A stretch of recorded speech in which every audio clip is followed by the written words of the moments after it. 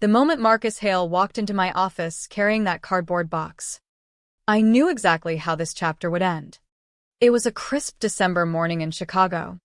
The kind where the wind off Lake Michigan bites through your coat and makes the windows rattle softly in the old converted warehouse that Stream Finance called home. My desk faced the river, and the view had always grounded me through late nights debugging routing logic or stress-testing failover scenarios. But that day, the water looked gray and indifferent, mirroring the shift I felt coming. Marcus was the new COO, brought in 6 months earlier to streamline operations.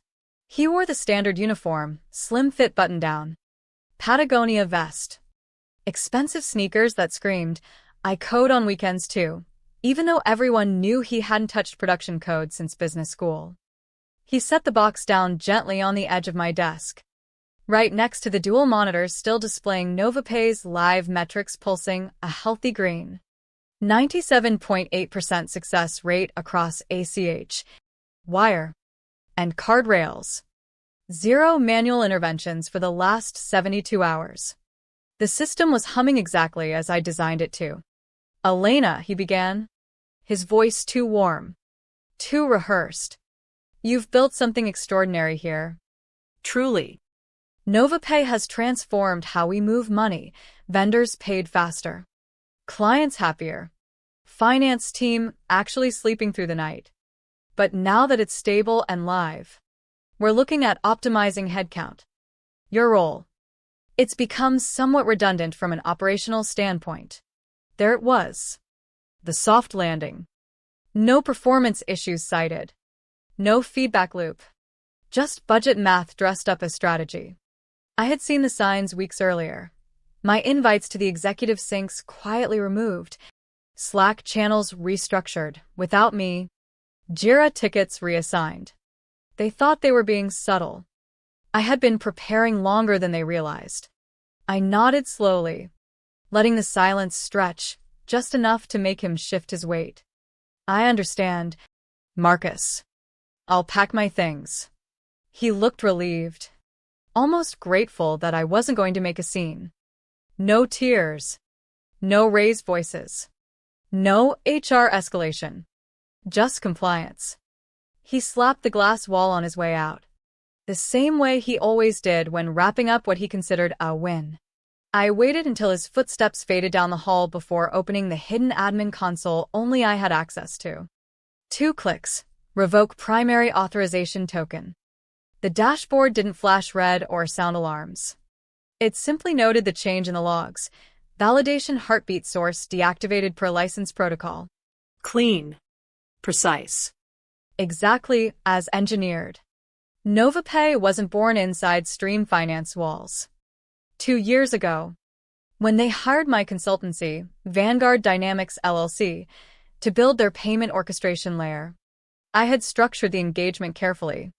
The contract was reviewed by their legal team, scanned for non-competes and IP traps. But they missed the critical clause buried in Section 7D. Full operational continuity and license validity remain tied to active support from the licensed contractor unless Schedule D is mutually executed and filed. No one had ever signed Schedule D. No one had even opened it during the rushed onboarding.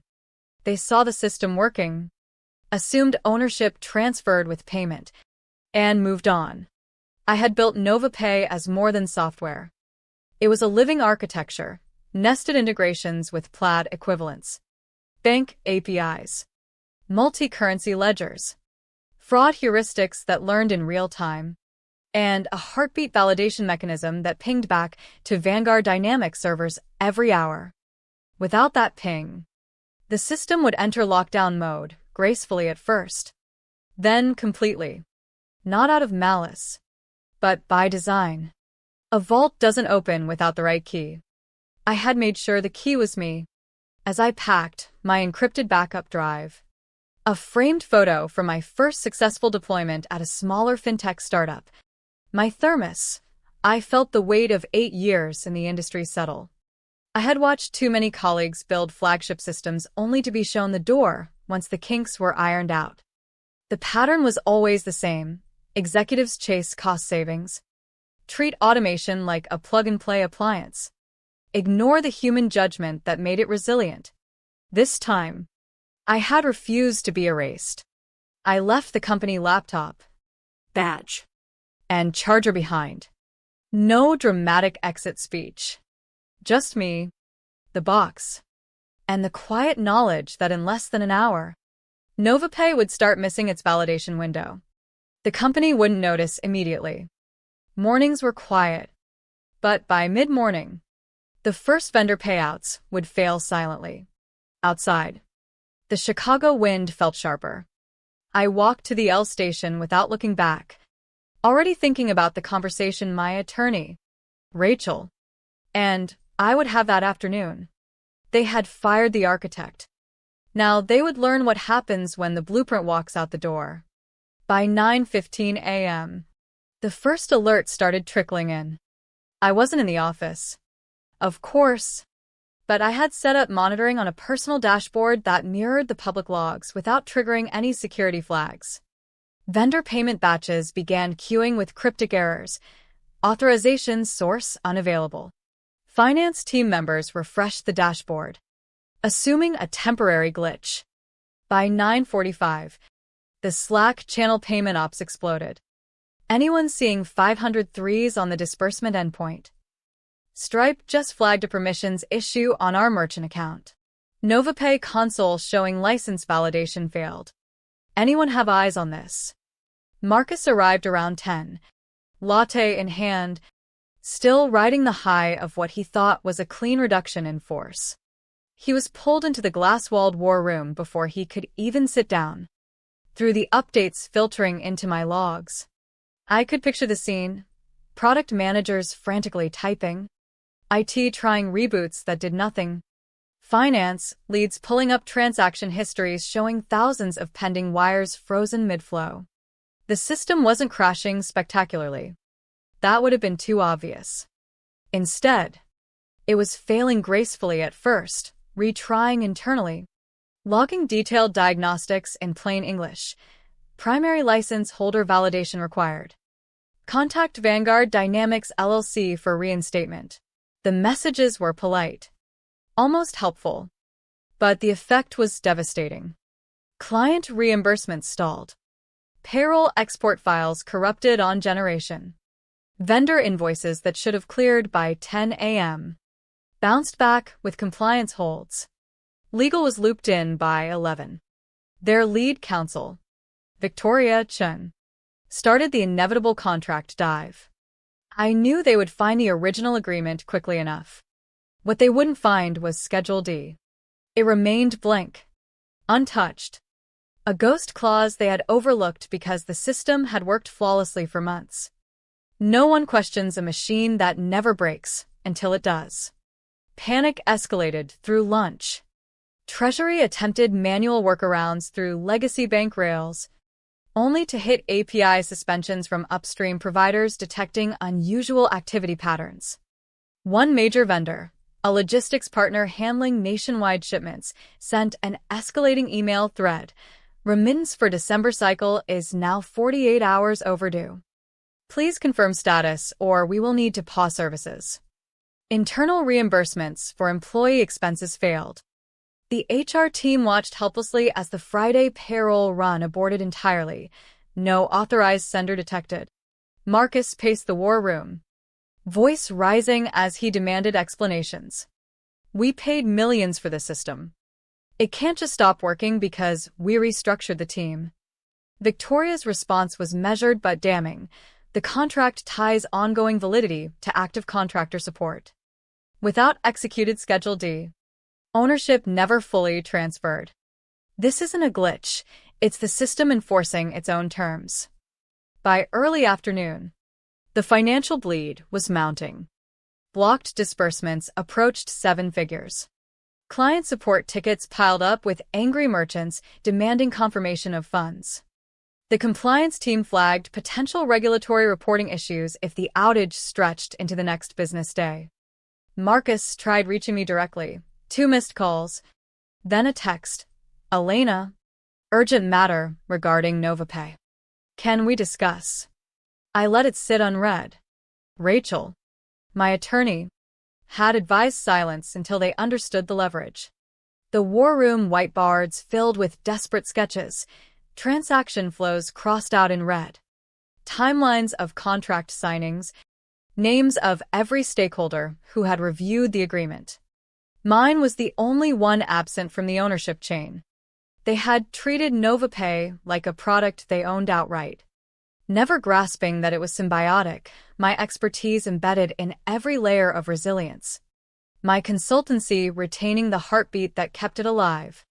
As the sun set over the Chicago skyline, the outage had moved from technical inconvenience to existential threat. One major client threatened to pull their entire book of business if payouts weren't resolved by morning. Marcus's voice in the recorded stand-up notes sounded strained. We need a path forward. Fast. They still thought this was solvable with internal resources or quick patches. They hadn't yet accepted the reality. They had fired the one person who held the architecture together. The next morning brought no relief.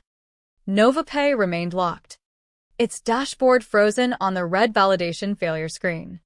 Attempts to spoof the heartbeat token using cached keys were rejected instantly, triggering upstream alerts from payment processors.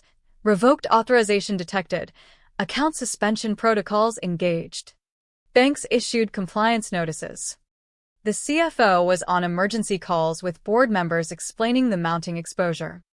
Inside the war room, exhaustion mixed with frustration. Victoria Chun had assembled every version of the contract. Metadata stamps confirming Schedule D had never been touched. We reviewed for non-competes and royalties, she admitted in a tense meeting. But the continuity clause was overlooked because the system performed perfectly. Marcus slammed a fist lightly on the table. She built it for us. We funded the development. How is this legal? Victoria didn't flinch. You funded access and implementation services, not outright ownership. The language is unambiguous. Continuity requires active contractor involvement until Schedule D transfers rights. Firing her severed that link. NovaPay is now enforcing its design safeguards. They tried everything short of outright code forking, reboots, instance migrations, even reaching out to original API providers for emergency overrides. Each path hit the same wall, license layers nested too deeply. Traceable IP protections that would expose them to infringement claims if bypassed. A junior engineer suggested reverse engineering routing tables. Victoria shut it down immediately. That triggers copyright violations and potential trade secret theft statutes. We're not risking litigation on top of this. By midday, the human cost became visceral. Employees couldn't access expense reimbursements. Healthcare premium deductions failed processing. Vendors posted veiled complaints on LinkedIn about delayed payments from a major fintech partner. The reputational damage was spreading faster than the financial losses, which had now climbed into 8 figures when factoring in potential breach penalties and lost revenue opportunities.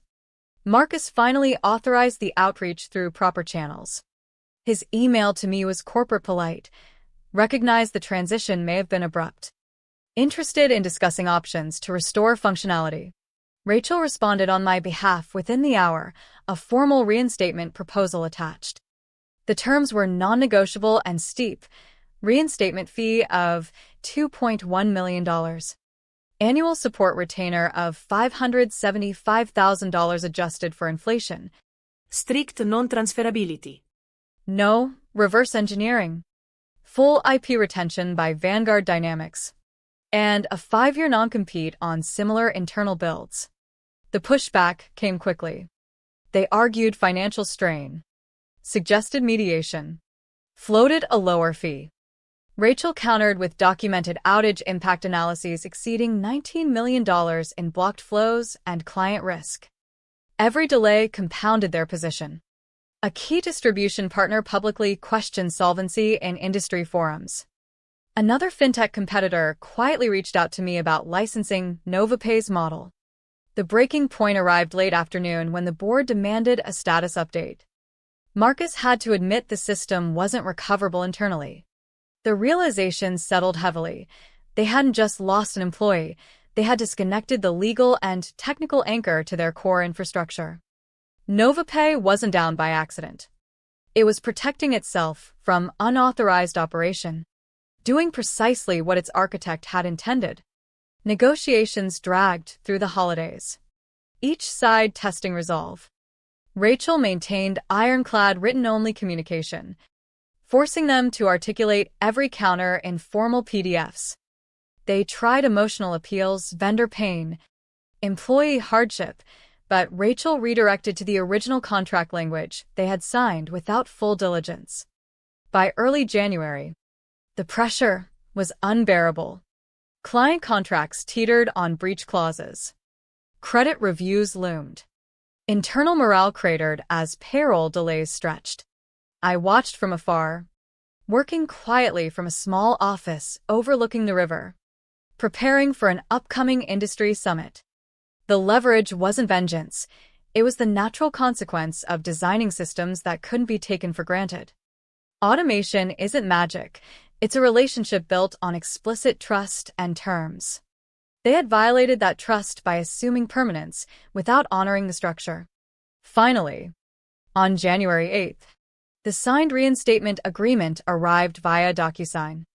All required signatures, including Marcus's, time-stamped in sequence.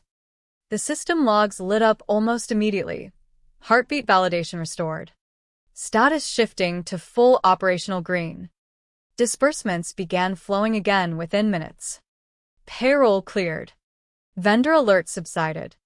But the power dynamic had irreversibly shifted. Stream Finance now operated NovaPay under strict license terms they had no choice but to accept. With my consultancy retaining control and ownership, I never returned to the office. The exit paperwork sat unclaimed. 2 days later, a substantial settlement check arrived, 7 figures that reflected not just the reinstatement, but the true cost of their oversight. It wasn't about the money alone. It was validation that the architecture mattered more than any single executive ego. At the Chicago FinTech Automation Summit in late January, I delivered the closing keynote under the neutral title Secure Licensing in Complex Payment Architectures. The room was packed with operators, compliance leads, and CTOs who understood the quiet risks of vendor dependencies. 3 rows back sat Stream Finance CFO and Marcus. They hadn't known I was speaking until my face appeared on the opening slide. I didn't name names or air grievances. Instead, I walked through anonymized diagrams of a hypothetical system, let's call it Nova, built under contract, performing flawlessly until assumptions about ownership clashed with contractual reality. The audience leaned in as I explained heartbeat validation, nested license layers, and the importance of explicit transfer mechanisms. Engineers nodded in recognition. Compliance officers took furious notes. Marcus kept his arms crossed, jaw tight, avoiding eye contact. The CFO watched impassively, calculating unseen costs. I closed with a single slide. Automation isn't replacement. It's a relationship governed by trust and enforceable terms. Ignore the architect, and you risk losing the foundation. Applause was thoughtful, sustained. Afterward, 3 separate CTOs approached about licensing discussions for their organizations. One vendor partner pulled me aside. Whatever they're paying to get it back online, double it. They got off easy. A competitor fintech sent a formal inquiry the next day. Marcus never approached. The CFO offered a curt, professional acknowledgement, expensive lessons learned. I held her gaze. Valuable ones. 2 weeks later, NovaPay's logs showed inbound requests from new domains, competitors, and former skeptics who had witnessed the real-time demonstration of control and resilience. One message stood out. Impressed by your summit talk. Interested in discussing a licensing model that prioritizes architect oversight. I smiled. Closing the tab. The cycle was complete. I had left with a box and a revoked token. They had begged for restoration on my terms. Not through sabotage, but through foresight, building a vault instead of an open door. Architecture isn't just code, it's leverage, protection, and proof that the person who designs the system matters long after the launch party ends. In the end, they didn't lose a contractor.